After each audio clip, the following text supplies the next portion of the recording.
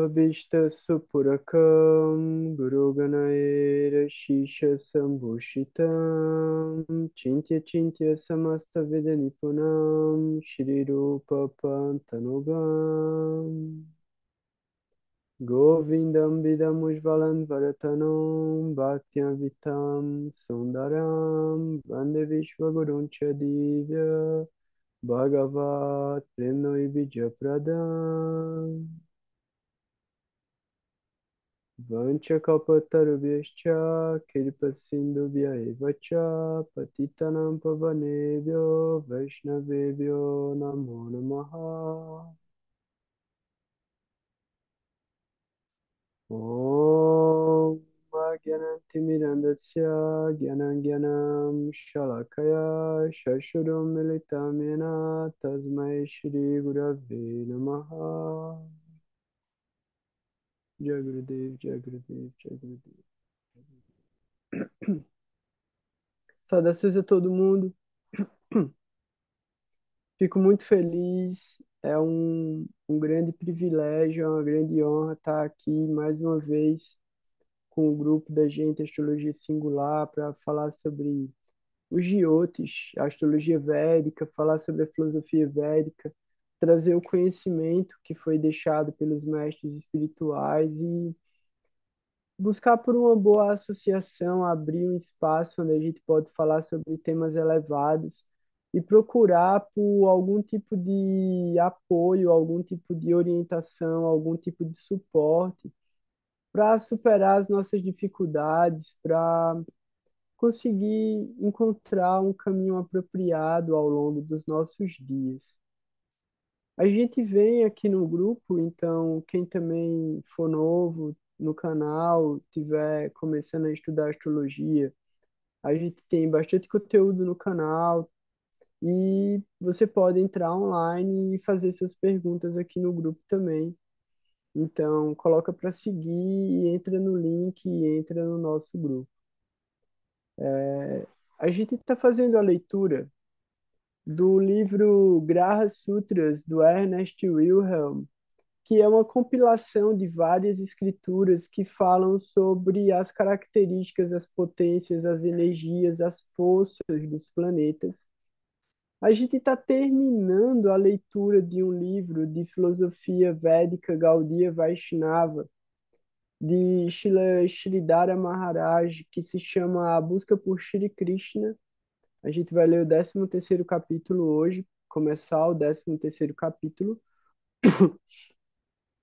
E a gente vai falar um pouco também sobre as efemérides, porque está tendo uma movimentação muito interessante de planetas no signo de Câncer, inclusive o Sol acabou de entrar em Câncer.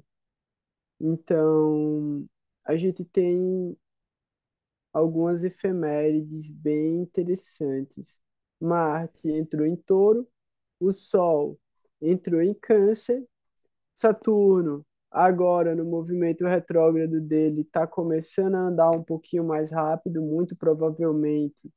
A gente está vendo bastante coisa acontecer, muita movimentação acontecendo na vida, né? Muita coisa precisando ser resolvida de uma maneira definitiva ou ser remanejada, né? Muita coisa precisando de transformações, ajustes ou mesmo de desapego e acerto de contas. Então, eu vou começar a leitura do Graha Sutras. Se alguém tiver dúvida também, pode levantar a mão, ligar o microfone e ficar à vontade.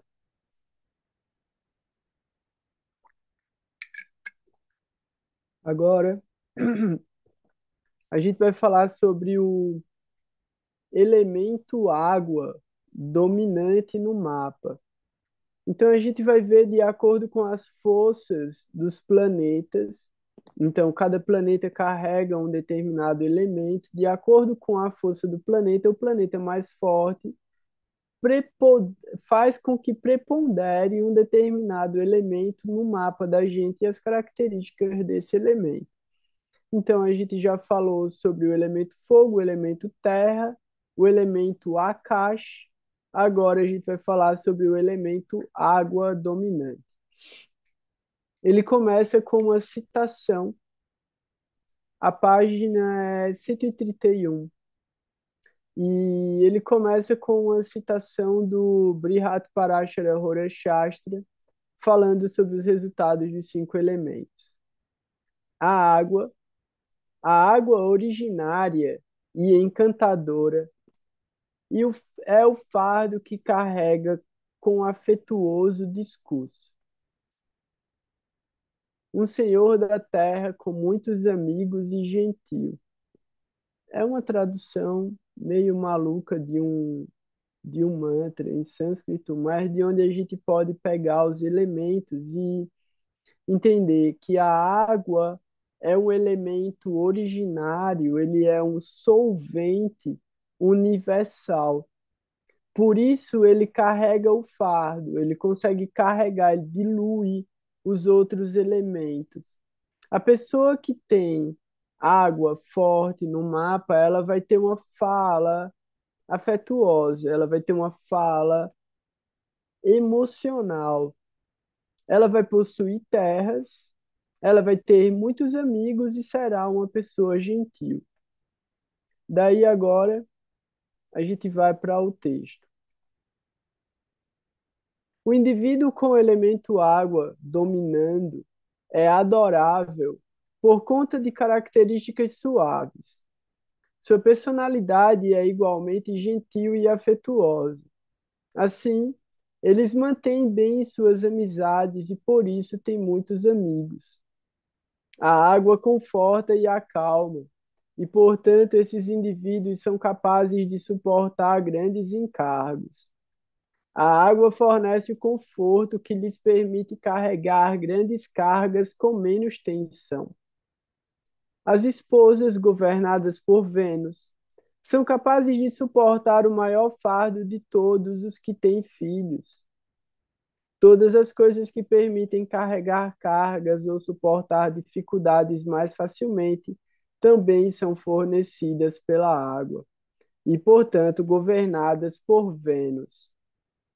Mantas de selim, almofadas e as solas dos amortecedores nos tênis de corrida são alguns exemplos. Interessante esses exemplos que ele deu, né?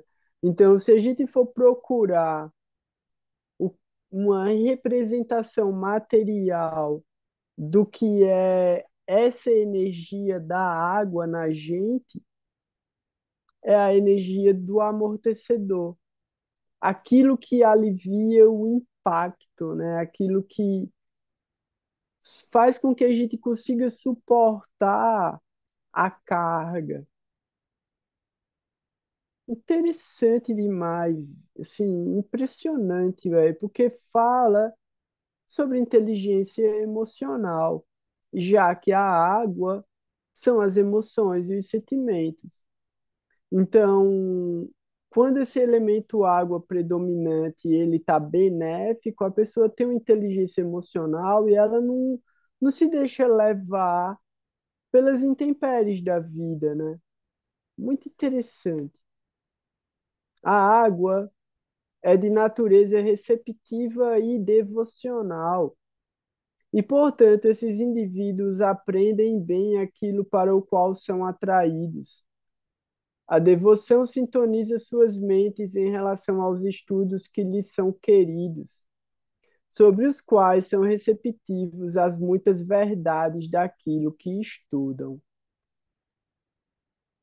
Então, quer dizer que a pessoa se interessa em estudar por aquilo que ela se envolve emocionalmente. Ela fica devotada por aquilo que ela está lendo. Isso faz muito sentido quando a gente vê não os evangélicos, porque eles carregam a Bíblia, eles não conhecem a Bíblia. Mas os fãs de Harry Potter, os fãs do Senhor dos Anéis, os fãs de Game of Thrones, aí a gente tem os fãs de Paulo Coelho, os fãs de Dostoiévski, os fãs de Shakespeare, E aí você vai ver, tipo, várias literaturas e vários conceitos filosóficos ou conceitos ficcionais fantásticos que, quando a gente se envolve emocionalmente com eles, eles tomam a gente mesmo, né? Independente de ser o elemento água dominante ou não, dá para entender como determinado tipo de conhecimento ele é absorvido, ele é diluído emocionalmente dentro do sistema da gente. Então, a água é receptiva porque ela é um solvente. Ela dissolve aquilo para que aquilo circule dentro do sistema da gente e, de certa forma, é uma verdade que nutre, uma verdade que alimenta, porque a água também está relacionada com esse lugar de nutrição, né? E Vênus também fala sobre regeneração. Olha lá. Essa frase é muito legal, né? A devoção sintoniza suas mentes em relação aos estudos que lhes são queridos. A devoção sintoniza suas mentes. É a devoção que afina a sintonia, sobre os quais são receptivos às muitas verdades daquilo que estudam. A água é muito importante na Terra, um fato que é demonstrado pela grande parte da Terra estar coberta de água. Portanto, o elemento água fornece um conhecimento inato dos assuntos da Terra. Vênus, de fato, é considerado cheio de conhecimento mundano. A pessoa dominada pelo elemento água é considerada um senhor da terra. Vamos desconstruir isso aqui, porque tem informação demais aqui, hein? Tem uma coisa que eu não sei se ele vai trazer. Não, não vai trazer. Então vamos lá. Que é o seguinte: Vênus, que é o planeta que determina a água predominante no corpo, é o planeta da regeneração. E é o planeta da reprodução também, porque ele fala sobre os líquidos seminais, masculino e feminino. Aqui ele não fala sobre isso, mas ele fala sobre a água ser importante na Terra para poder ter vida. E aí ele fala depois, né? Eu vou falar tudo, eu vou desconstruir, peraí. Eu vou falar só sobre esse ponto primeiro, depois eu vou para os outros pontos. Tem uma teoria, que é a teoria da panspermia, que fala que, durante o processo de desenvolvimento do planeta Terra, que aí isso é na criação do sistema solar, que aí a Terra ela era uma bola de fogo e ainda tinham vários meteoros caindo o tempo todo na Terra e tal, e a própria Lua é um outro corpo celeste que colide com a Terra e arranca um pedaço da Terra e fica na órbita da Terra. Então o satélite, a Lua, chama Theia com H. Theia, Theia. Theia é o nome do corpo celeste que colidiu com a Terra e vira a Lua. Durante esse período todo, e aí o núcleo da Terra está se formando, partes da Terra ainda estão se aglutinando e se formando. Vários desses meteoritos, cometas que caem na Terra, eles são feitos de cristais de água, gelo. São feitos de gelo. E aí esse gelo derrete quando ele entra em colisão com a Terra, e depois de muitos milhares de anos se acumula uma quantidade de vapor suficiente para que fiquem centenas de anos, alguns milhares de anos chovendo sem parar, até que a superfície da Terra esfria e começam a se formar os primeiros lagos e o oceano onde está a Pangeia, né? Porque é o supercontinente que está unido, depois ele se fragmenta e tudo mais. O que acontece é, tem uma teoria que fala que essa chuva que durou milhares de anos, ela dissolveu vários elementos químicos que estavam presentes nessa lava vulcânica. Então, esses minerais, eles dissolveram na água. E durante esse processo de dissolução, várias combinações químicas aconteceram, ligações livres, valentes e covalentes, por causa das tempestades. Então, caíam raios no oceano e esses raios iam criando reações químicas, ajudando nos processos químicos. E aí é onde entra a doideira da história. Durante esse tempo, continuaram caindo meteoros na Terra. A ideia é que esses meteoros também são partes de outros planetas que explodiram. Uma das teorias é que tinha material genético dentro de um desses meteoros. Esse material genético ele dissolve na água e os primeiros aminoácidos começam a se formar. Esses aminoácidos formam o DNA e esse DNA vai criando as primeiras coisas vivas. Então, essa é a teoria da panspermia. A vida veio de fora. Eu acho que faz total sentido, completo sentido. Para mim, essa é a coisa mais racional possível de se imaginar do ponto de vista biológico, não do ponto de vista da consciência, porque isso é o que Shleshwara Maharaj fala na evolução subjetiva da consciência, de que a gente não vem da matéria, a consciência não vem da matéria, mas os processos biológicos que foram se desenvolvendo foram criando possibilidades para que a consciência pudesse entrar e ir se desenvolvendo até chegar nos corpos humanos, que é o que a gente tem hoje disponível para continuar evoluindo.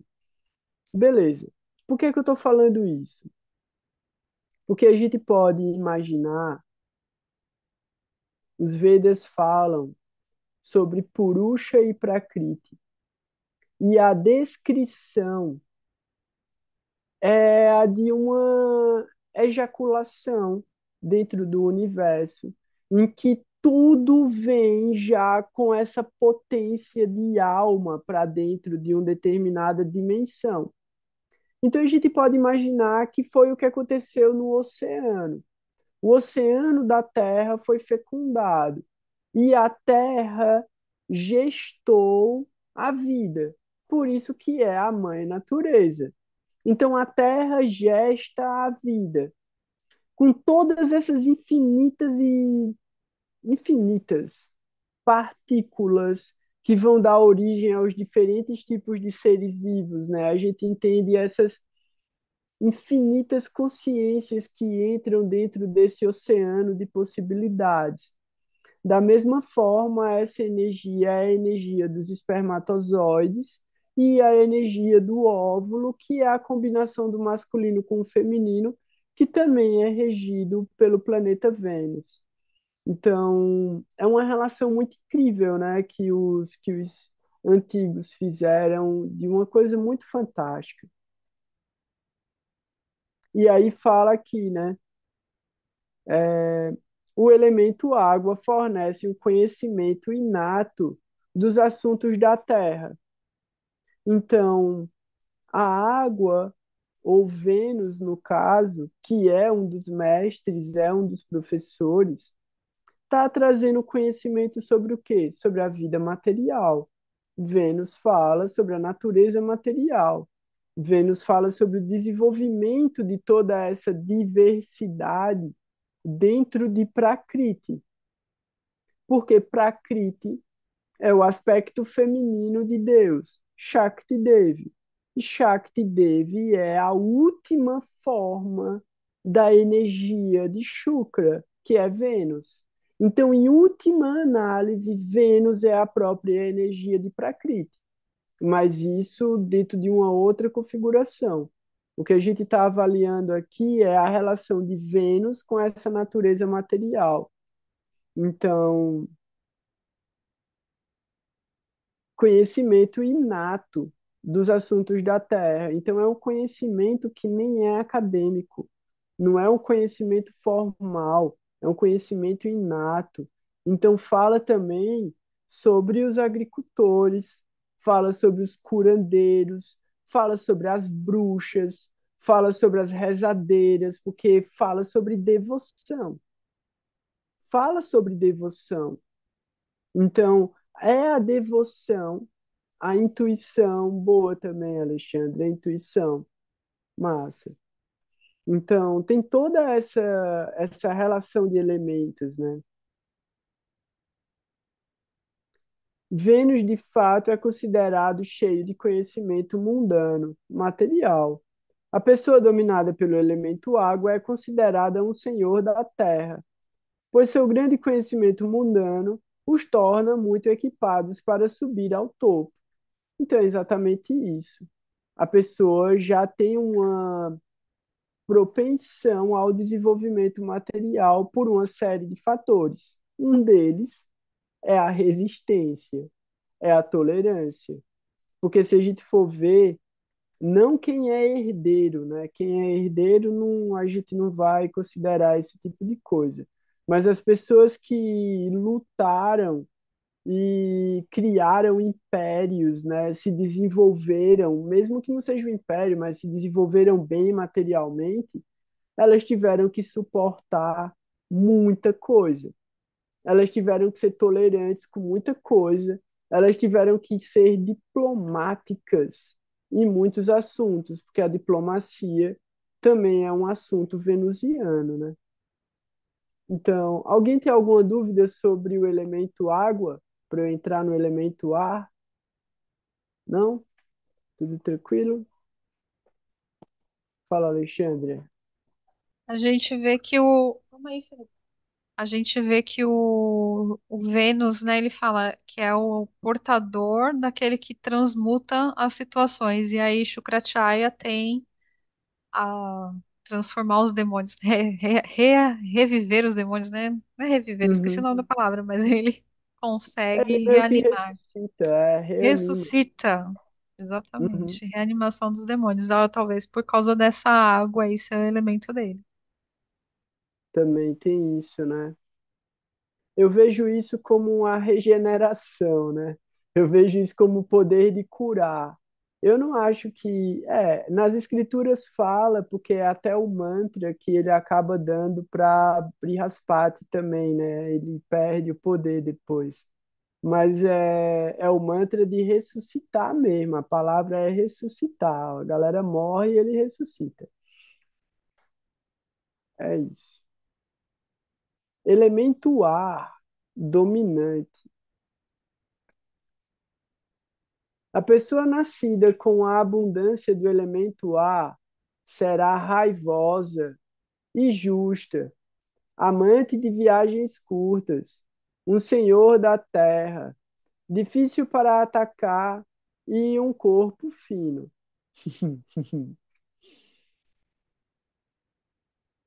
O elemento ar tem a responsabilidade de mudar e deslocar. Portanto, o indivíduo com o elemento ar dominante está sempre andando e vagando e viajando. Pela mesma razão, o indivíduo ar não se apega a nenhum peso extra e, portanto, é magro no corpo. Não quer carregar peso, né? Não quiser, carrega uma mochila, carrega um casaco. O ar é agitado rapidamente e, portanto, é fácil irritar essas pessoas. Sua raiva, no entanto, torna-se uma fonte de força que alimenta suas ambições e desejos. Então, quando eu falo que eu faço as coisas movido pela força do ódio, a galera acha que é uma coisa ruim.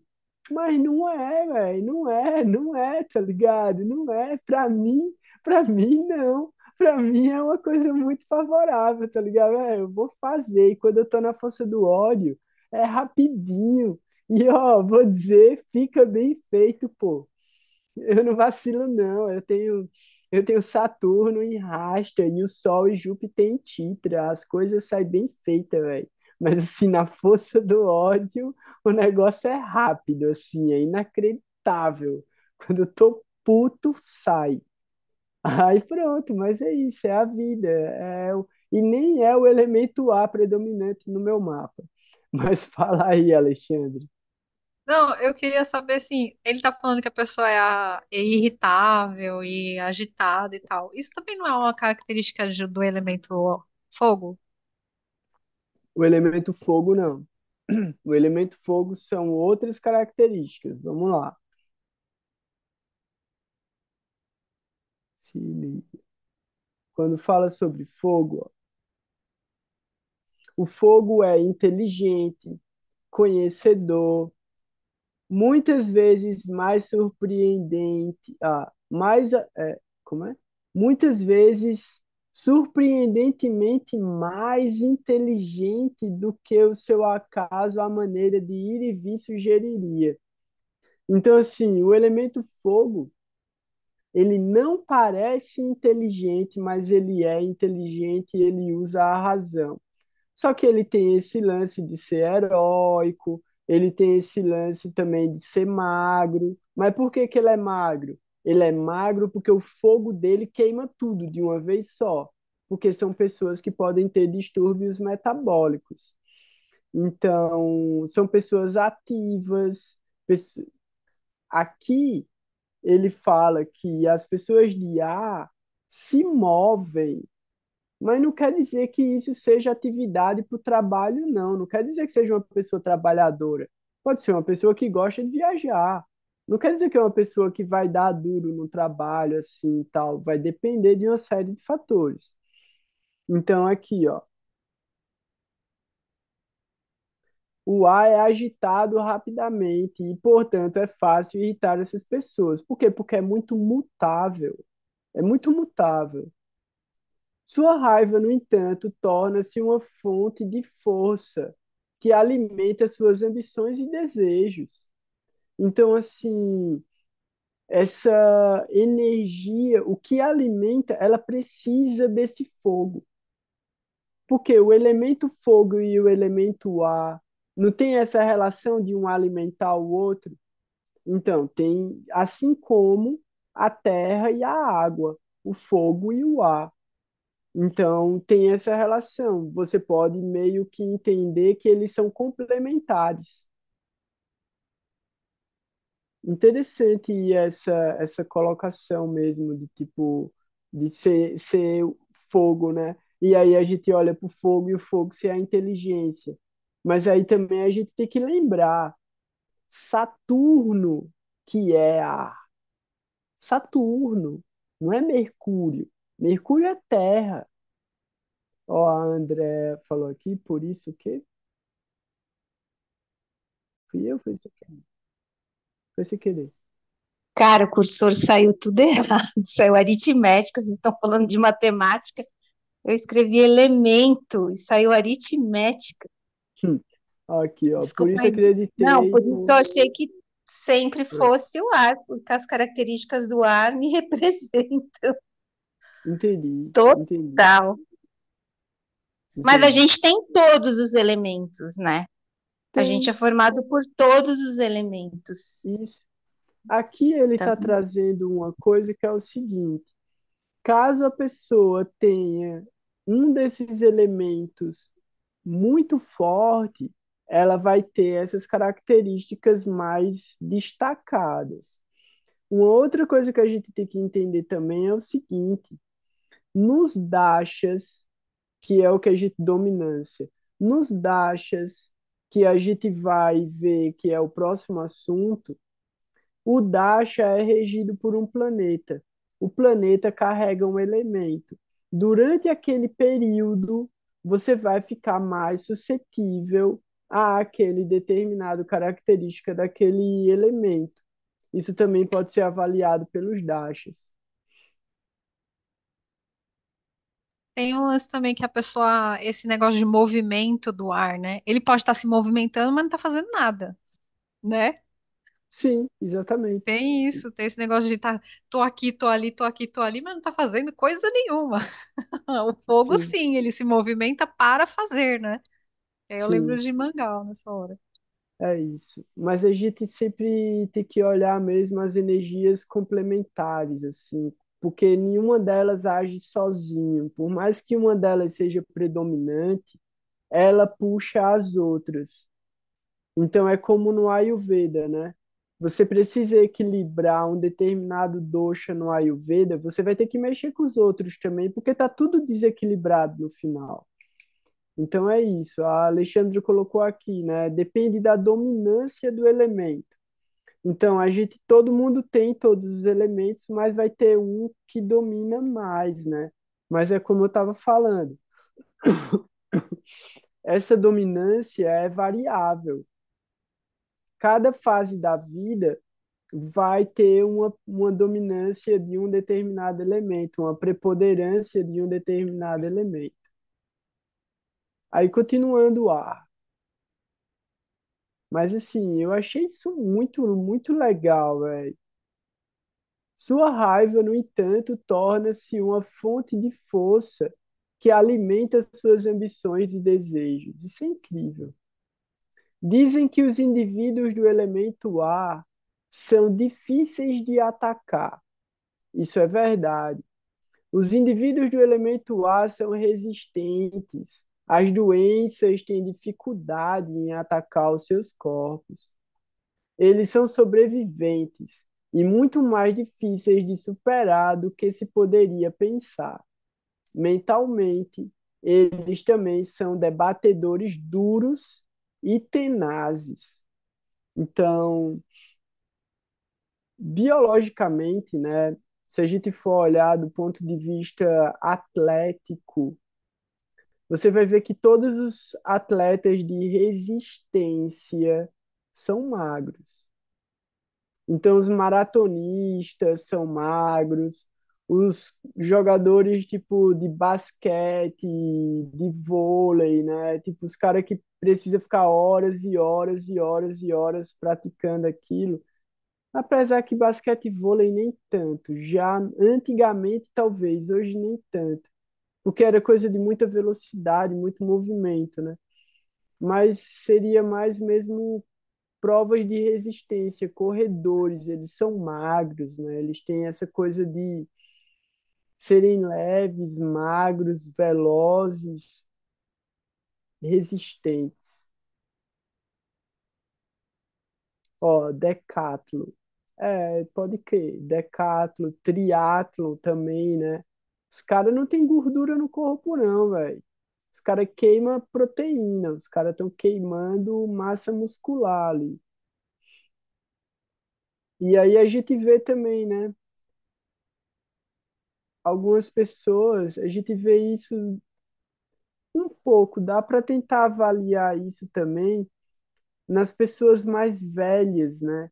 As pessoas mais velhas, assim, que ficam mais magras e ficam mais esguias, elas costumam viver mais e serem mais saudáveis do que aquelas que são mais gordinhas, incrivelmente, né? Tem que fazer um estudo melhor sobre isso, mas é uma característica interessante.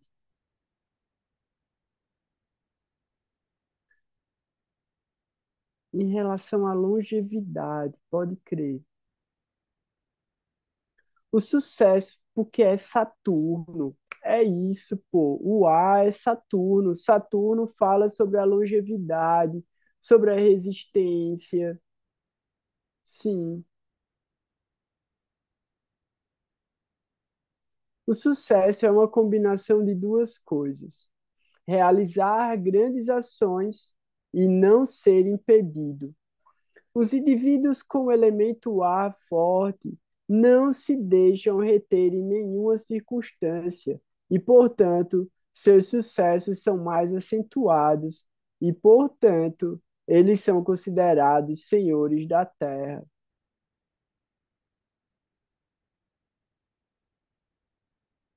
Aí ele traz uma nota. Os efeitos indicados pelo elemento dominante representam algumas das melhores qualidades do indivíduo. No entanto, um indivíduo geralmente não terá a qualidade exemplar descrita nos sutras. O indivíduo pode simplesmente ser uma pessoa menos capaz como um todo e, portanto, suas capacidades elementares também serão menores. Portanto, ao atribuir as qualidades do elemento dominante ao indivíduo, considere os efeitos elementares em relação ao horóscopo e, portanto, a pessoa como um todo. Então, era o que a gente estava falando, justamente. Não é só reduzir ao elemento ou ao planeta mais forte, mas entender como todos eles trabalham juntos.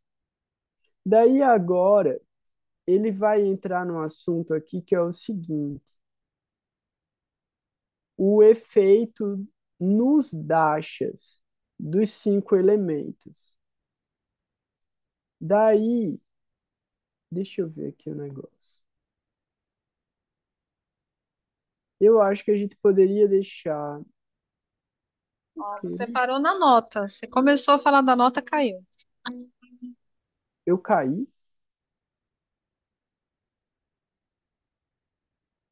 Foi? Não, Não caiu, não. Não caiu? foi tu que caiu, Não, Alexandre. Fui eu? Sorry aí. não, agora, mas fala dos elementos nos dashas. Deixa Por eu só falar favor. uma coisa. Fala. Na verdade, eu me identifico muito mais com o ar. Mas eu tenho um negócio no meu mapa que se eu fosse olhar o mapa de alguém, né? é, eu tenho 3 planetas no signo de ar, 3 planetas no signo de água, bem equilibrado. Os dois, tanto Vênus quanto Saturno, têm o mesmo chá de bala, 1,56. E Vênus está em mula tricona, Saturno exaltada, é tudo muito equilibrado. Mas Hum, é claro que, assim, eu me identifico mais com ar, ponto. Mas é bem empate, sabe como? Assim, eu já sim, tentei fazer várias associações, assim, sabe? Ah, porque ar e o signo de Libra, que é ar, enfim, mas ao mesmo tempo meu ascendente é câncer, você entende que se eu for olhar vários parâmetros, eu chego num empate técnico mesmo. sim. E isso é o ideal, né? O ideal é a gente buscar pelo equilíbrio dessas forças e tentar trazer o que tem de melhor relacionado a todas elas, assim.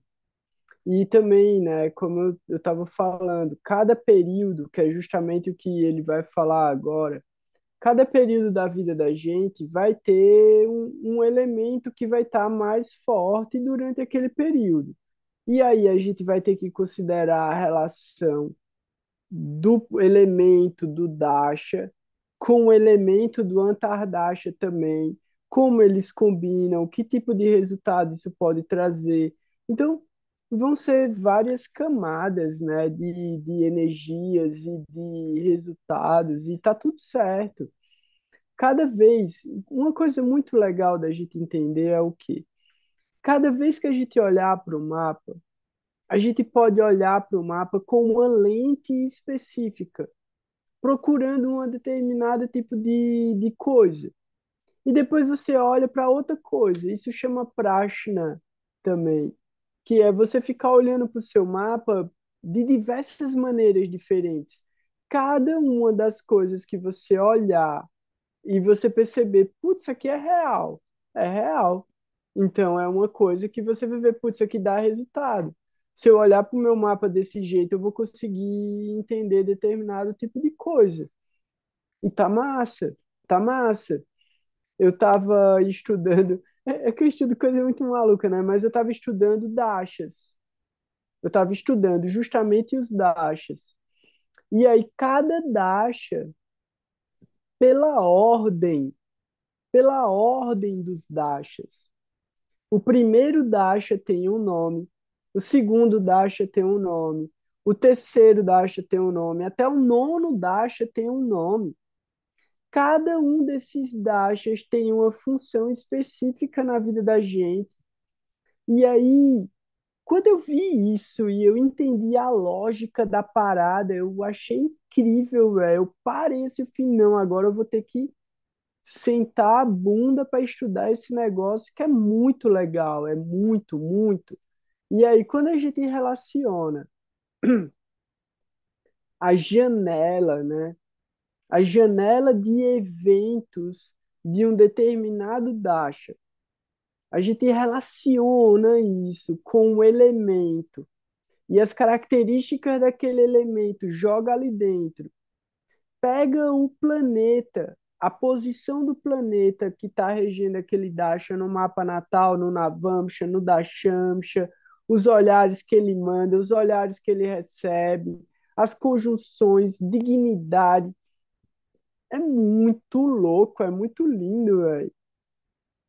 E é uma brincadeira. A gente, tipo, vai com calma, vai se divertindo. O que tiver de legal, a gente aprende. O que, tipo, que começar a cozinhar a mente da gente também, a gente dá um tempo, vai fazer outra coisa. Por isso que eu acho legal também a gente sempre fazer a leitura da parte filosófica. Então, assim, já que a gente vai continuar lendo um pouco, eu vou ler só o elemento.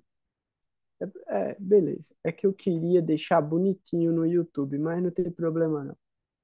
Eu faço, eu coloco isso na descrição embaixo. Só fazer do Sol e Marte hoje, e aí depois a gente vai ler a busca por Shri Krishna, porque senão não dá tempo de falar sobre efeméride. Efeitos dos 5 elementos no dasha, em cada dasha. Os 5 elementos têm seus fluxos e refluxos no indivíduo de acordo com a influência do dasha. O senhor do dasha indicará o elemento que está surgindo no indivíduo durante um determinado momento.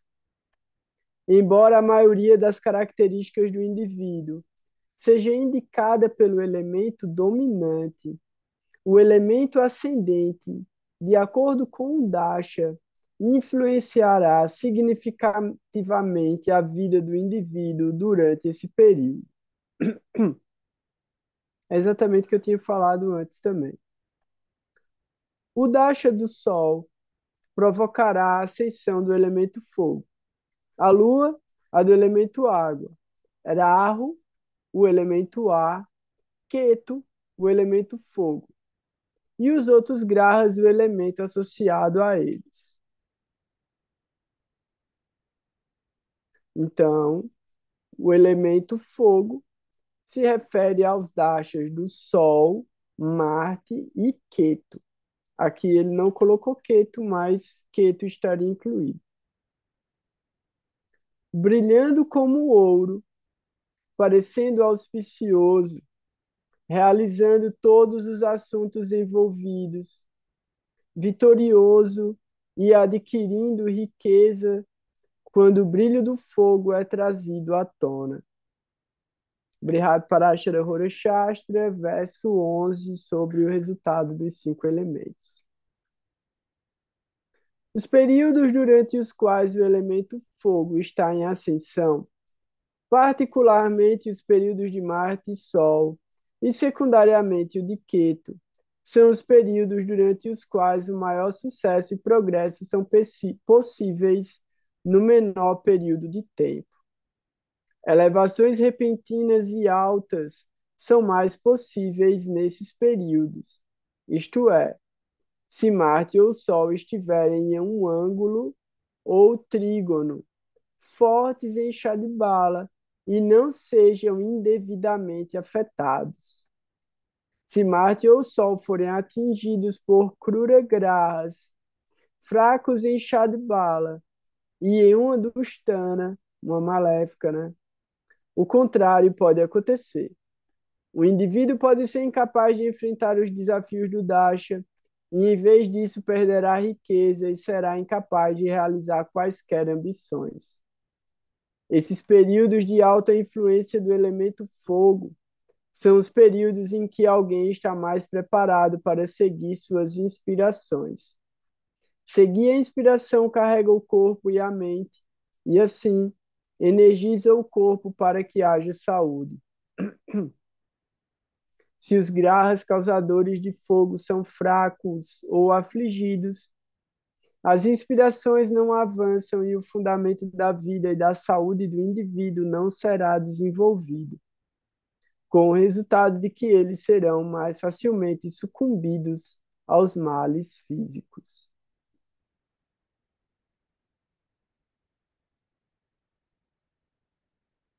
Vamos ver o Dasha de Mercúrio também.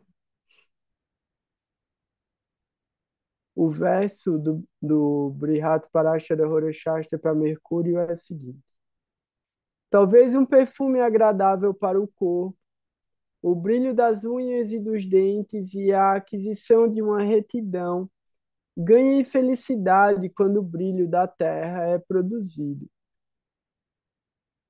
O período durante o qual o elemento terra surge, ou seja, o período de Mercúrio, é um período durante o qual o indivíduo pode experimentar felicidade em todos os seus assuntos, especialmente nos assuntos que são interessantes para eles. Além disso, ao encontrar a felicidade, eles não são uma fonte de dor ou problema para os outros. Este é o caso se Mercúrio estiver bem disposto, forte em chá de bala e em ângulo ou trígono.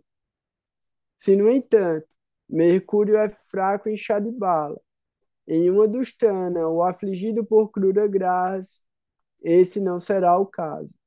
Em vez disso, eles podem ter problemas com os outros, até litígios, e um planejamento ruim levará a estresse e perda financeira. O período durante o qual o elemento terra se eleva é também o período em que o corpo é mais capaz de construir e armazenar sua riqueza de minerais que produzem saúde, o que provoca o brilho das unhas e dos dentes. Portanto, isso geralmente é um período durante o qual a dieta melhora. Se Mercúrio é fraco ou afligido, no entanto, os estoques necessários não serão reabastecidos e o corpo ficará mais fraco para sucumbir a doenças e distúrbios.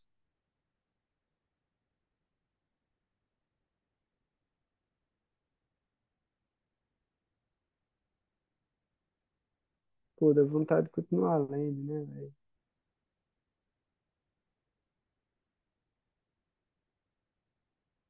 Elemento éter, Dasha de Júpiter.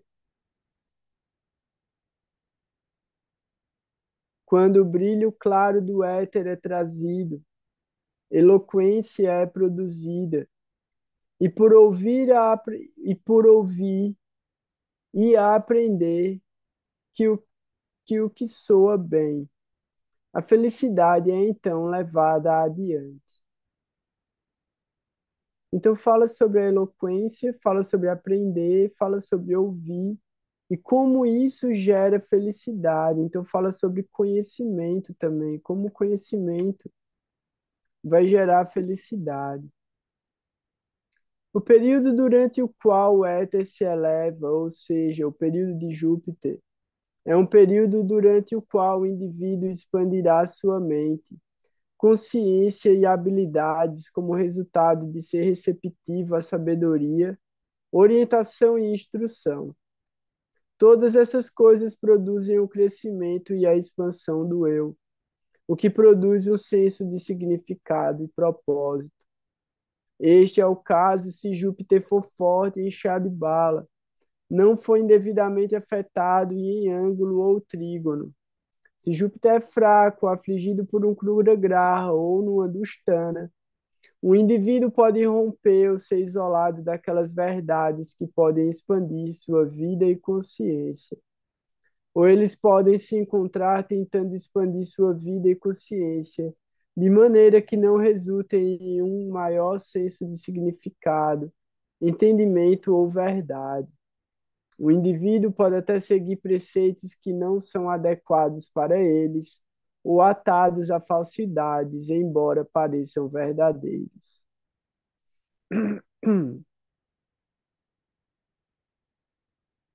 Elemento água. Dasha da Lua e Vênus. Macio e saudável no corpo quando o brilho da água é produzido. A felicidade sob os melhores sabores desejáveis e se tornando esbelta.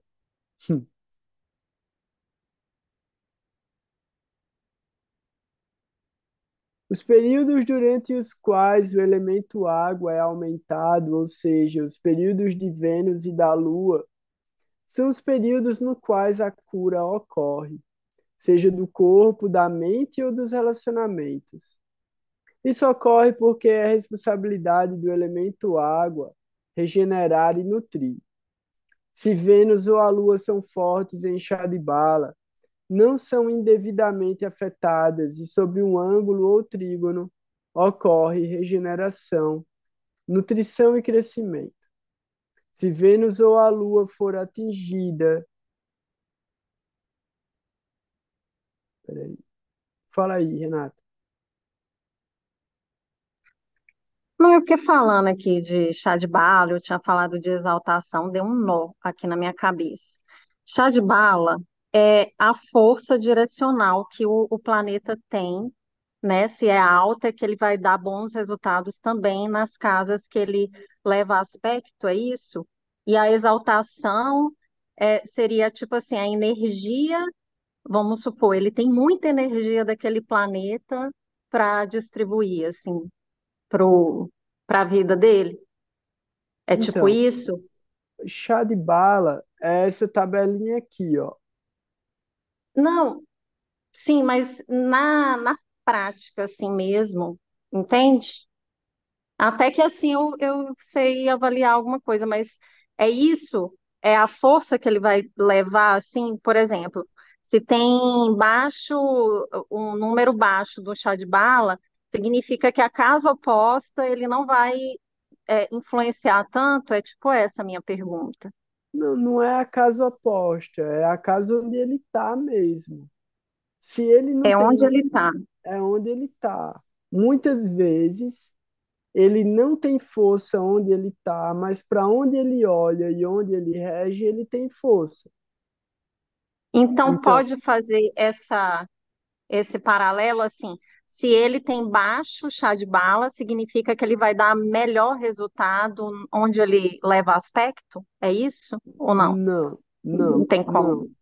não, porque aí vai depender da dignidade do planeta, que é o que você estava falando. Vamos supor, você está falando sobre Saturno. E aí Saturno tem um chá de bala pequeno, então quer dizer que onde ele está, ele não tem tanta força para agir, mas ele está em Libra ou em Aquário. Aí você já entende que, pô, ele está bem posicionado, ele tem dignidade, ele não tem chá de bala. Então os resultados que ele vai dar são bons. Ele só não tem força, ele só não consegue agir ali. Nos outros lugares onde ele agir, ele vai dar bom resultado. Mas ali onde ele está, a força dele não está tão boa. Mas Por eu achei causa que acima disso. de 1,5 era bom o chá de bala, não? Putz, Eu aí. achei que abaixo de 1, que é bem fraco, entre 1 e Então, meio era mais ou menos essa.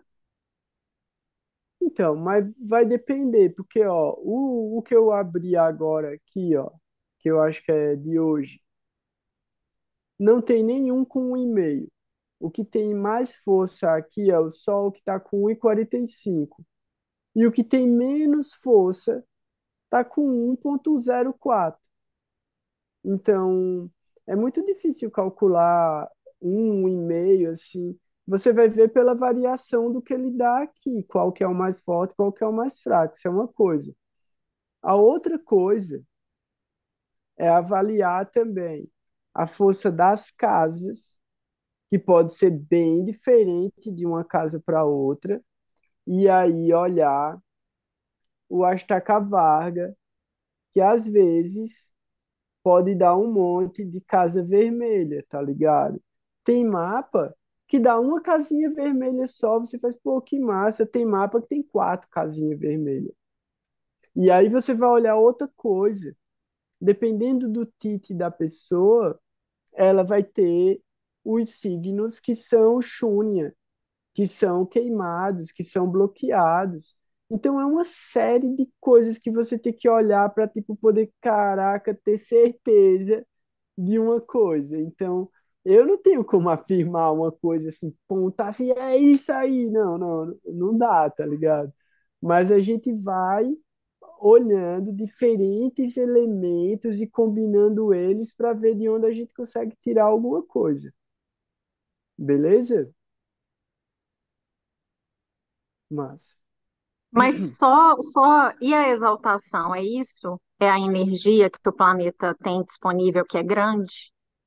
Às vezes você não está utilizando por conjunção, né? Enfim, por outras questões, mas é tipo isso? então, a exaltação geralmente é bom. Exaltação geralmente é bom. Se o planeta está exaltado, geralmente ele vai dar bom resultado. A gente vai tentar ver desse jeito. E aí a gente vai olhar para o mapa e tentar entender. Porque, pô, se a gente está olhando para o próprio mapa, vamos pensar assim: se a gente está olhando para o próprio mapa, a gente conhece a história da gente. Então a gente vai pensar, pô, eu quero entender o meu Sol, velho. Então eu vou olhar para os trânsitos do Sol dentro de Antardachas que eu já vivi, para entender o que é que o Hum. Sol estava fazendo. Aí eu quero entender Júpiter. Aí eu vou procurar Júpiter. Pô, eu não vivi nenhum Mahadasha de Júpiter, mas eu já vivi Antardasha de Júpiter. Eu já vivi Prata em Antardasha de Júpiter. Eu já tenho mais de 40 anos, então Júpiter já deu pelo menos 3 voltas completas no meu mapa. Então, pô, pelo menos alguma coisa durante esse rolê de Júpiter eu, pô, identifiquei quando o Júpiter está em tal lugar, é bom. Quando ele está em tal lugar, ou mandando olhar para tal lugar, caraca, não é tão bom. É mais ou menos por aí, tá ligado? Aí, pô, se você tá conversando com alguém, olhando o mapa de alguém, e aí você tá em dúvida, pô, o planeta tá forte, velho. O planeta tá bem posicionado, mas as características que esse planeta devia dar para essa pessoa não manifestou. O que é que eu vou fazer? Eu vou procurar o trânsito desse planeta num lugar onde ele devia dar um resultado específico e eu vou perguntar para a pessoa: em tal ano aconteceu tal coisa contigo? Ou em tal ano, determinada área da tua vida, aconteceu alguma coisa? Ou eu já vou direto num Antardasha, ou num Dasha, ou numa conjunção tipo, pô, o clássico, né? O clássico, para você nunca errar. Abre o mapa, olha nos Dasha e já olha para ver se a pessoa passou pelo período de Rahu ou pelo período de Ketu. Porque assim, se ela já tiver passado, você vai saber exatamente onde você começa a trocar ideia com ela. E você começa a trocar ideia com ela no começo do Mahadasha de Rahu ou de Ketu, ou no período Rahu Ketu ou Ketu Rahu. O que é que eu quero dizer com isso? Você achar a pessoa ali. Porque o período de Rahu e o período de Ketu, a pessoa vai sentir uma mudança na vida, pô, aconteceu alguma coisa na vida da pessoa. E aí é onde você vai ver. Estou mudando completamente de assunto, né? Mas beleza. Você vai ver casamento ou separação, nascimento de filho ou morte de alguém querido.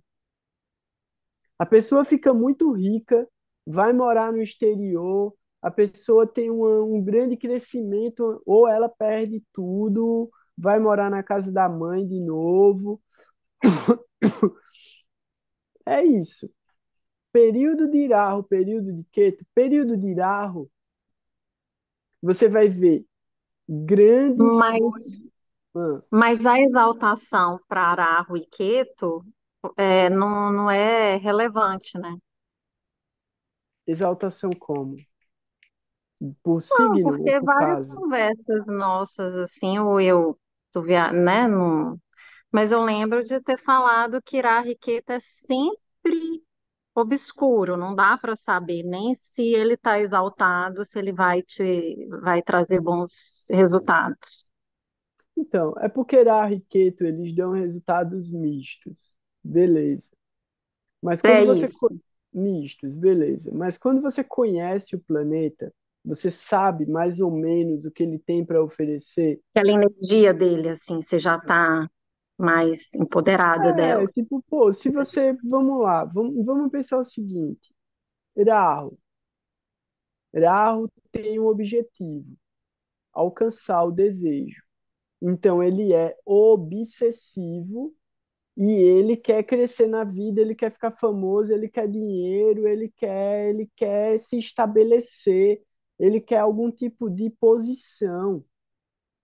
Você vai ver que no Mahadasha de Rahu, independente de Rahu estar dando resultado positivo ou negativo, a pessoa vai ficar obcecada materialmente por poder, por prazer, por dinheiro, por sucesso, por fama. Ela pode não conseguir, mas ela vai tentar. E é aí onde você vai entender como é que esse Irahu age. Aí você vai ver se Irahu está dando para a pessoa ou se ele está só iludindo a pessoa. Porque aí você vai ver um cara num período de Irahu que decide ser artista. O cara vai passar 18 anos tentando. Pode ser que no período de Rahu Ketu, ou de Rahu Vênus, ou de Rahu Saturno, alguma coisa súbita aconteça e ele consiga uma reviravolta, consiga dar um movimento, consiga alguma coisa.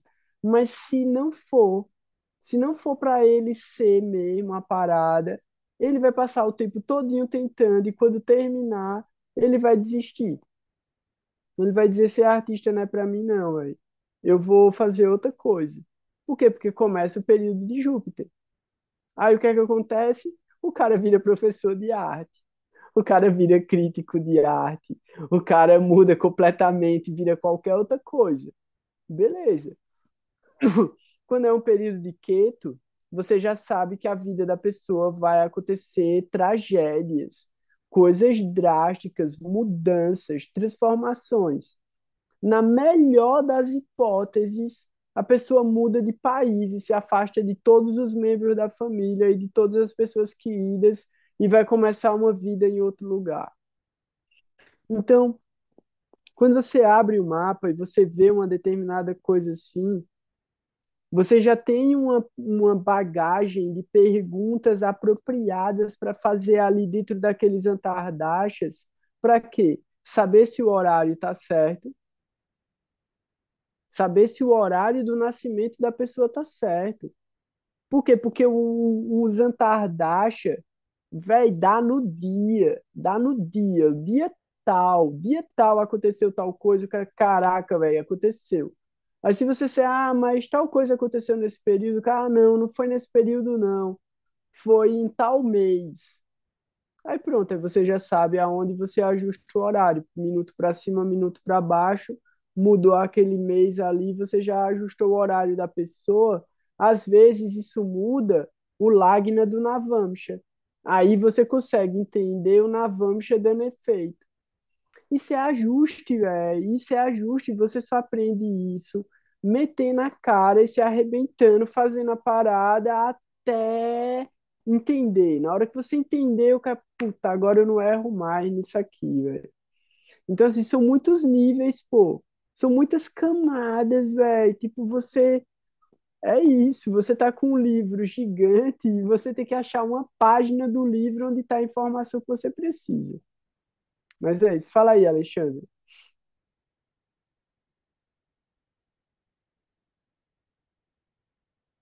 Tá Depois dessa mudo. aula aí, eu Tá. já até esqueci a pergunta.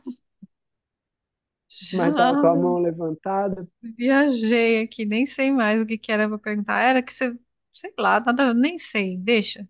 Se eu lembrar, eu pergunto. Acho que era quando ele fala se Vênus ou a Lua for a frigida.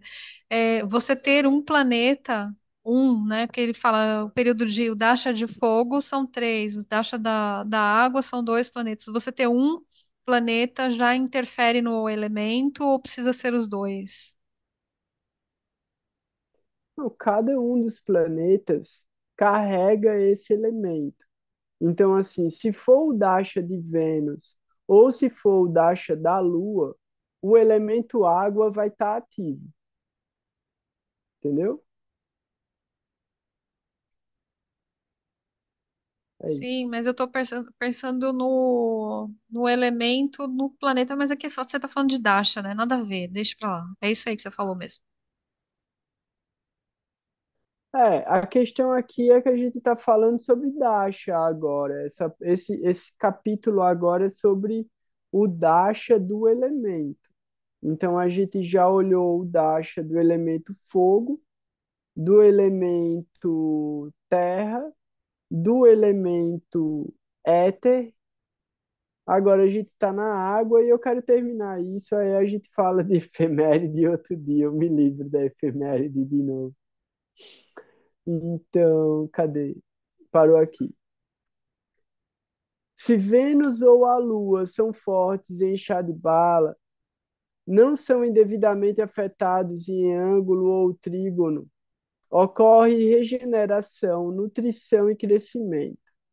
Se Vênus ou a Lua for atingida por cruda-grahas, fraca e chá de bala, e especialmente se estiver industana, o reparo e a regeneração necessários do corpo e da mente não ocorrerão, e a saúde do indivíduo poderá sofrer muito.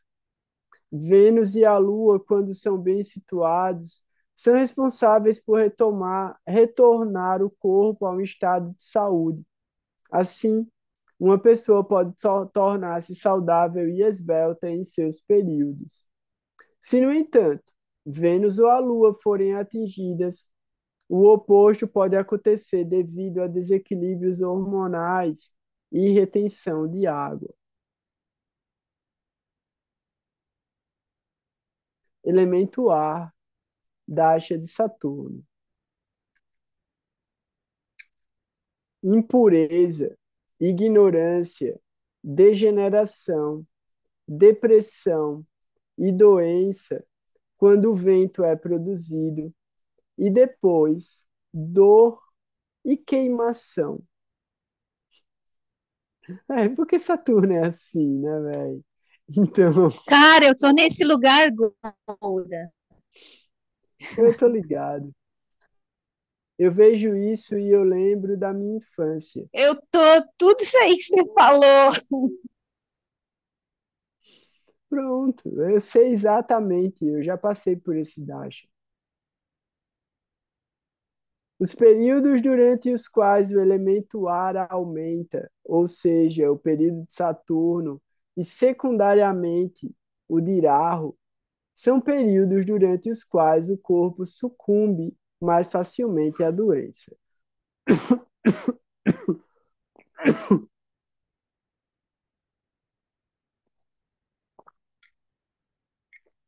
Saturno e Rahu em Dustana, fraco em chá de bala, ou afligido por crudagrahas, indicará isso particularmente.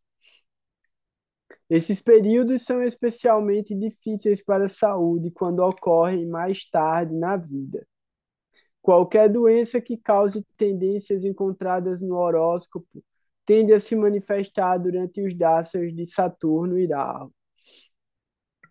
A ascensão do elemento ar também revela ao indivíduo suas fraquezas, inabilidades e complexos. e, portanto, pode ser um momento emocionalmente difícil. Estes são os momentos em que o indivíduo tem que encontrar a felicidade interiormente, ou então enfrenta a depressão.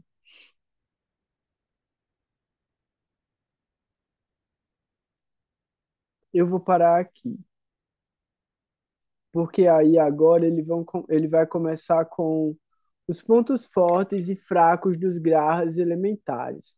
Então a gente já fez os elementos nos dashas. E também já está meio tarde para o horário que a gente começou, né? Já passou bastante conteúdo. Eu quero ler um pouquinho aqui e um pouquinho do A Busca por Shri Krishna, para a gente ter um pouquinho de filosofia também.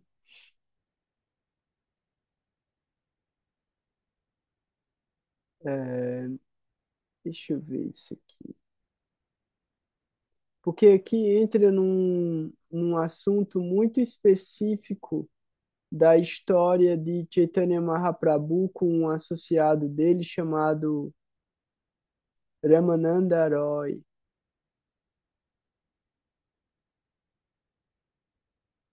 E pode ficar muito complicado. Então, alguém tem alguma pergunta? Alguém quer fazer algum comentário sobre os elementos, sobre os períodos? É isso. Deixa eu pegar uma outra coisa aqui. Agora, tem o que que a gente pode fazer para amenizar esses períodos de Saturno, Rahu, ou de outros períodos que sejam é, inauspiciosos dentro de um mapa? Porque o problema é dado, mas e a solução? Como é que a gente resolve isso? Não tem solução. É tipo, aceita. Ei, pô, não, tudo tem solução. Tudo tem solução. O que a gente precisa entender é, a gente já falou sobre isso também, né? Que é o seguinte: o sistema de Jaimini, que é o sistema Karma Kanda, ele é o remédio material para o sofrimento do karma.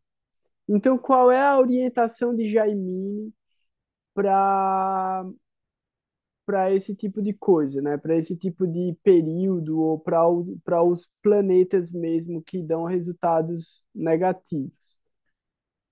Para Jaimini, ele vai trazer vários métodos de caridade, austeridade, sacrifícios. Tem todo o que chamam paias, né? Os remédios. Beleza. Isso é o ponto de vista material da coisa, para aliviar o sofrimento físico, para a pessoa não adoecer, para não sofrer um acidente, para não perder um filho, para não, tipo, não fazer uma viagem ruim. Esse tipo de coisa, todos os elementos, né, que podem dar de efeitos ruins, vai ter algum tipo de remédio específico para aquilo relacionado ao planeta. Então a gente já sabe de alguma forma como agradar cada planeta. Beleza. Mas a orientação mesmo mais apropriada é sadhana, prática espiritual. Por quê? Porque se você mantém um sadhana, uma prática espiritual constante, uma disciplina mesmo de estar desenvolvendo ali o seu processo de autoconhecimento, de devoção, de amor, você está preparado para qualquer coisa que aconteça na sua vida, em qualquer período. Porque o que que Krishna fala no Bhagavad Gita? Pare de se relacionar com intermediários. Pare de ficar, tipo, fazendo negócios com os semideuses. Se renda a mim e eu resolvo tudo para você. Então, assim, Krishna está dizendo, para que você vai ficar negociando com os meus empregados? Eu quero que você seja meu amigo. Se você for meu amigo, velho, não se preocupe com essa galera não, porque ninguém bota a mão em você não. Essa é a garantia que Srila Maharaj dá, que Prabhupada dá, que Gurudeva dá, que todos os gurus dão. Na medida em que a gente se rende ao nosso processo de desenvolvimento espiritual, na medida em que a gente se rende e se dedica ao sadhana, se entrega ao sadhana, esse karma todo se torna secundário, pô. A gente está estudando para aprender, para poder ter o que falar para as pessoas quando a gente olhar o mapa dela, a gente olhar o mapa e dizer, eu sei onde você está sofrendo, e eu sei como você pode sair desse sofrimento. Então, assim, tem como? Tem, vida espiritual. Vida espiritual. Qualquer outro remédio é temporário e vai dar muito mais trabalho, você vai gastar muito mais tempo, você vai gastar muito mais energia fazendo remédio para o planeta do que você ir direto numa prática espiritual e já resolve tipo o seu nascimento. Você já vai para a meta última, você já vai tipo sai de todos os processos secundários, você já vai direto para Bhakti. Então, é difícil? É difícil. Mas aí o que é que a gente faz? A gente faz um pouquinho de Karma Yoga, Karma Kanda que seja. A gente vai um pouquinho atrás de Dhyana, e aí a gente vai um pouquinho atrás de Sankhya, e aí a gente vai para Bhakti. Por quê? Porque Bhakti está dentro de tudo. Se a gente entender que todas essas atividades a gente pode botar devoção dentro delas, pronto, a gente está resolvido. Então, é isso. A gente tem que entender os níveis. A gente está estudando porque a gente precisa entender a parte mecânica, matemática da coisa. Mas só que tem umas regras que fogem dessa matemática, tem umas exceções, né, que fogem dessa matemática. É porque são tantas exceções que vira regra, né? A regra é, a partir de Bhakti, você elimina karma. Dentro disso tem as exceções, né? Se você cometer, se você for atrás de Bhakti com um único interesse material das coisas, aí não é Bhakti. Aí você não resolve nada. Você só está se enganando, né? Tem que buscar com sinceridade, tem que buscar realmente por devoção.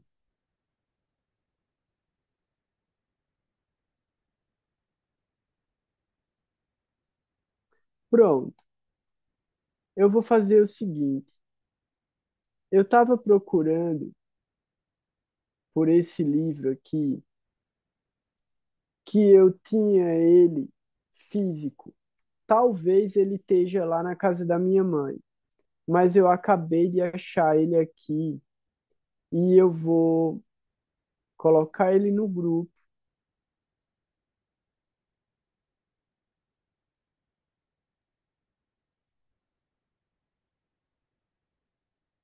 e eu vou ler a introdução dele. Se chama O Pensamento Vaishnava. Pô, eu vou compartilhar a tela porque ele é muito old school esse livro, velho. De Mohan, É, o do Mohan. Vocês estão lendo ele, né, Malat? tá lendo ele, é muito lindo, muito. É pequenininho, mas é bem bom.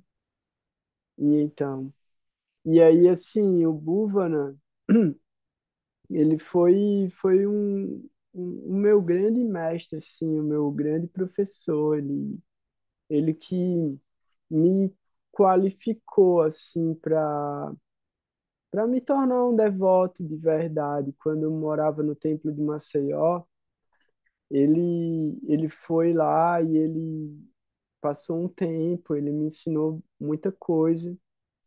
e ele que me ensinou também a fazer cerimônia de fogo, ele que me deu a minha segunda iniciação, ele que me recebeu no templo de Campos do Jordão quando eu me mudei para lá. Então, ele é o responsável por, por trazer o Sri Chaitanya Sarasvati Mata para o Brasil. Então, ele é uma pessoa realmente muito fantástica, assim, muito significativa.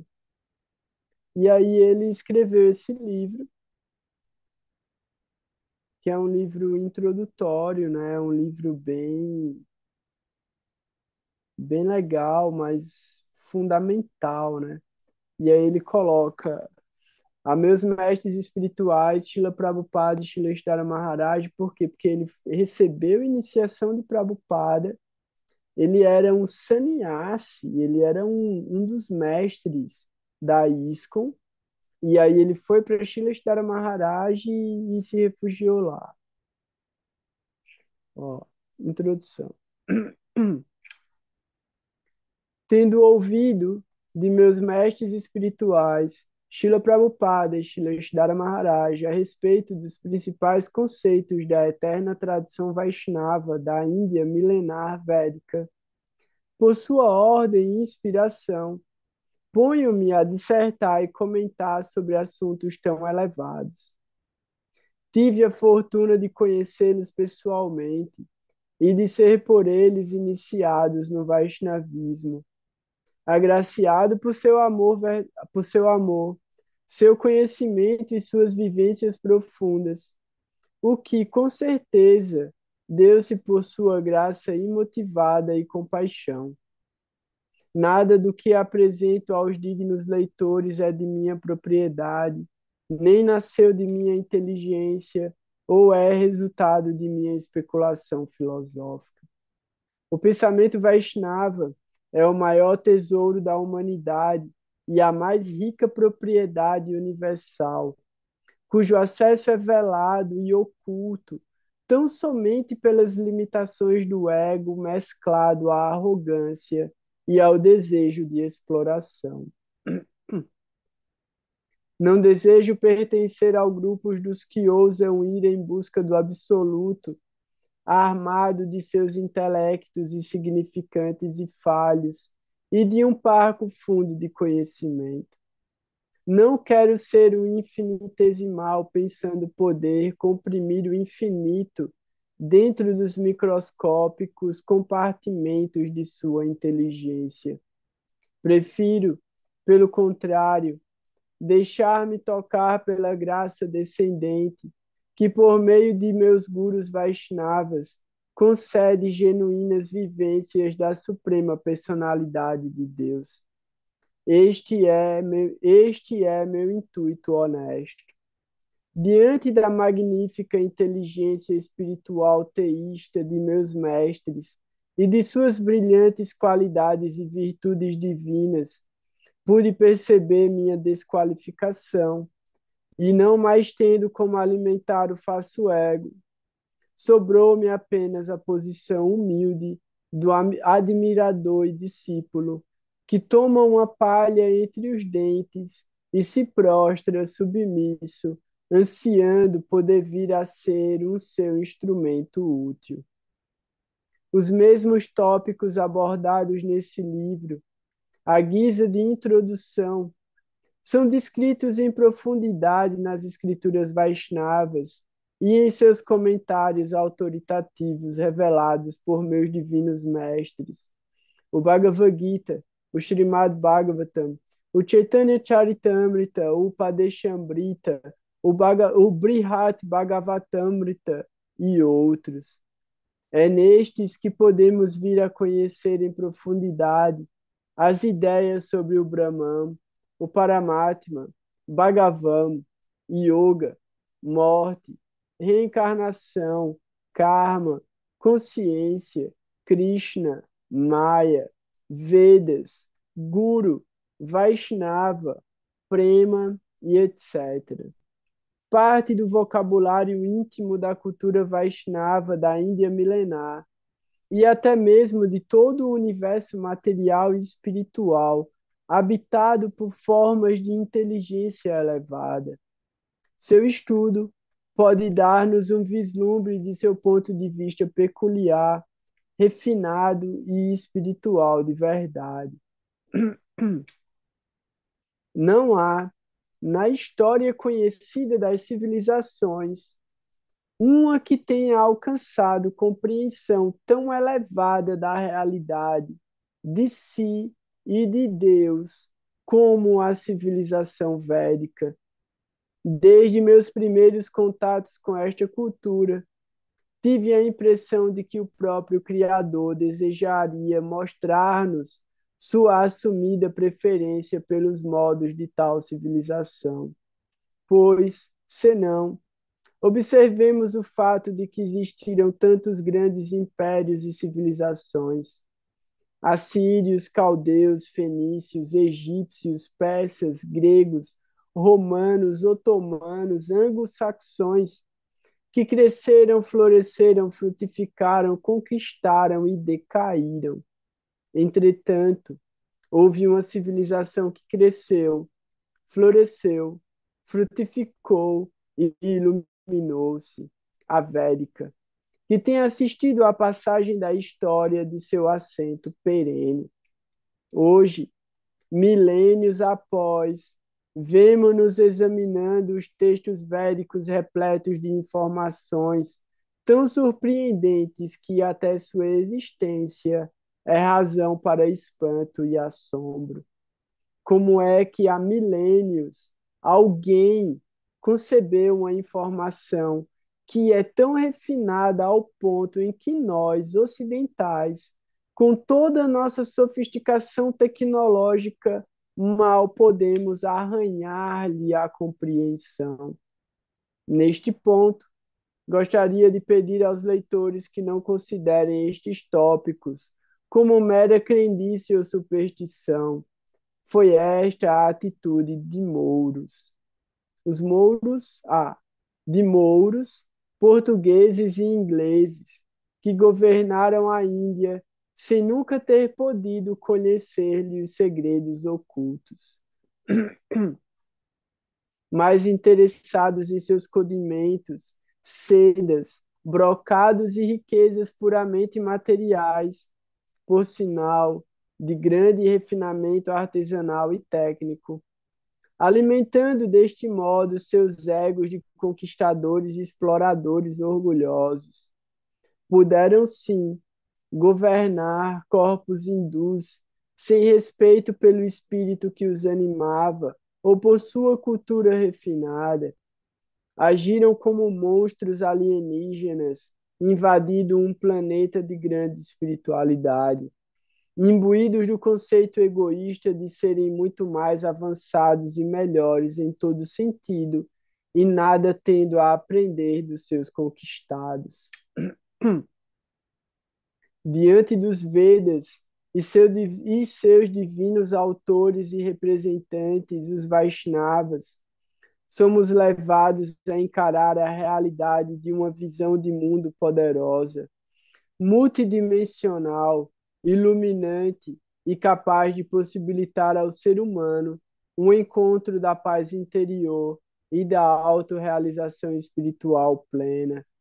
Vemo-nos face a face com a experiência do eu e de Deus, através da direta vivência não sectária e menos ainda dogmática.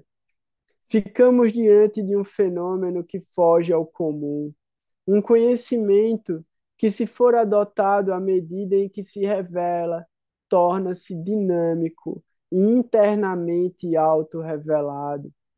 Tudo o que temos a fazer é sintonizar nossa consciência purificada à sua fonte, e uma contínua e elevante onda de programação espiritual manifesta-se à percepção.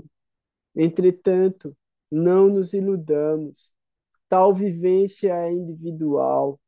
Pode-se falar dela, mas seu gosto é único, e cada qual experimenta sabores a seu modo. Como os seres civilizados deste final de civilização, não podemos deixar de condenar a sectarização da experiência espiritual e religiosa. Esta é intransferível. Portanto, não é meu propósito fazer aqui proselitismo religioso. Que cada um, armado da poderosa arma da sinceridade, trilhe seu caminho rumo à iluminação da verdade. Srila Guru Maharaj disse: o auxílio que vem de cima é real. Busquemo-lo sempre, mesmo que nossa inclinação pela perfeição seja, sem dúvida, muito débil e limitada. O imperfeito não seria se não tivesse necessidade de ajuda, e esta também provindo de além de si mesmo. O perfeito não seria se não pudesse sustentar-se por si mesmo ou ajudar os outros por sua própria iniciativa. Desse modo, a tarefa de guiar outros à perfeição, ou seja, a verdade absoluta, é necessariamente uma função do próprio absoluto. Eu gostaria muito de poder contagiar as pessoas no apreço aos Vaishnavas e à sua maravilhosa cultura, de algum modo, contribuindo no parto de uma nova era, de uma civilização que não rejeite a espiritualidade. Com certeza, o mundo em que vivemos tornar-se-ia um lugar genuíno, um lugar de genuíno amor pelo Criador, pelo próximo, por si mesmo, um mundo de paz, harmonia e beleza, desde que o pensamento Vaishnava é a estrutura filosófica, social, psicológica, emocional e espiritual para um tipo de ser humano que, enquanto desempenha neste mundo seu papel, qual seja, aperfeiçoa-se material e espiritualmente, torna-se um habitante da dimensão transcendental do amor puro. Sem a inspiração exemplar de meus mestres espirituais, Srila Prabhupada e Srila Guru Maharaj, nem minha vida teria sentido, nem este livro teria sido escrito. Sem a convivência devocional dos Vaishnavas, minha vida seria insípida. Sem o apoio de minha esposa, Govinda Morini, esse livro não estaria sendo publicado. Sem um leitor que dê recepção aural com sua mente e coração abertos, este livro é inútil. Jai Srila Tapasvi Maharaj Ki Jai, Jai Bhuvana Mohan Prabhu Ki Jai. Jai Srila Matsudana Maharaj Ki Jai, Jai Srila Govinda Maharaj Ki Jai, Jai Srila Shidhara Maharaj Ki Jai, Jai Srila Prabhupada Ki Jai. Que todas as glórias e todos os méritos sejam sempre para essas grandes almas. Então, eu fico muito. Eita. Foi certo. Eu fico muito feliz mesmo, muito emocionado, assim, lisonjeado de estar lendo esse livro de novo e trazendo as palavras do Bhuvana, assim, porque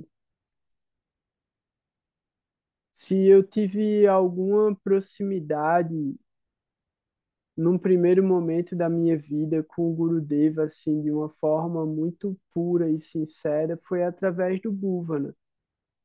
Então, eu sinto que ele que trouxe o alinhamento fino, a sintonia com o pensamento de Gurudeva e de Shileshdara Maharaj na minha vida, que depois eu fui alimentando, né, e fortalecendo com o contato que eu tive com os outros gurus e na medida que eu pude, com a visão apropriada, mergulhar dentro do conhecimento que foi deixado por Gurudeva Shileshdara Maharaj. Então, Prabhupada, ele me deu a base, porque eu li os livros de Prabhupada no começo, todos muito fantásticos, assim, e reveladores mesmo. Até hoje, o Bhagavad Gita, como ele é uma fonte inesgotável de conhecimento para mim. E o Bhuvana, ele trouxe esse ajuste de sabor, né? Uraça, essa gota de néctar que veio diretamente de Gurudeva, né? Então, a primeira vez que eu ouvi a voz de Gurudeva foi quando o Bhuvana colocou uma gravação numa fita cassete de Gurudeva recitando o Gayatri, porque eu ouvi o Gayatri direto de Gurudeva nessa gravação, né? Isso foi fantástico, isso foi muito lindo, isso é uma coisa surreal, assim. Então, eu tenho muita gratidão mesmo pelo Bhuvana, que através do meu serviço eu consiga sempre glorificar ele e trazer a presença dele para tudo que eu consigo entender sobre a consciência de Krishna. Peço que vocês leiam esse livro e se aprofundem nele, tragam perguntas e que muito em breve a gente se encontre de novo. Um grande abraço para todo mundo. Descansem, estudem, sigam com o sadhana de vocês. Qualquer coisa, escrevam no grupo também. Vanchakalpa tarubhyascha, kirpa sindhubhya eva cha, patitanam pavanebhyo, vaishnavebhyo namo namaha. Om Gyanantimirandasya Gyanam Gyanam Shalakaya Chakshuramilitamena Tasmai Shri Gurave Namaha. Jai Gurudev, Jai Gurudev, Jai Gurudev. Dando para todo mundo, um grande abraço, fiquem em paz, até mais. Tchau.